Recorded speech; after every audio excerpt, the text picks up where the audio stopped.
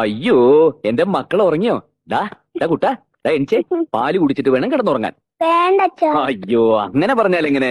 പാല് കുടിച്ചാലേ നമുക്ക് പെട്ടെന്ന് വലിയ കുട്ടിയാവാൻ പറ്റുള്ളൂ. ടിവിയിലൊക്കെ കണ്ടിട്ടില്ലേ, I M A Complan boy.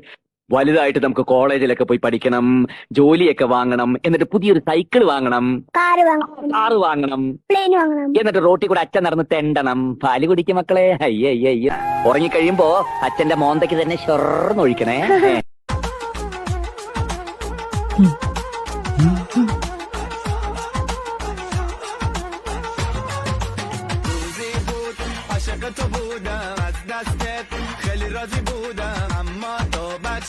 ഞാൻ നടിച്ചെന്നുള്ള കാര്യം അവള് മനസ്സിലാക്കിയല്ലോ. അതാണ് ആക്ടിങ്. ഞാൻ അടിച്ചത് മനസ്സിലായിട്ടില്ല, അതും ആക്ടിങ് തന്നെയാ.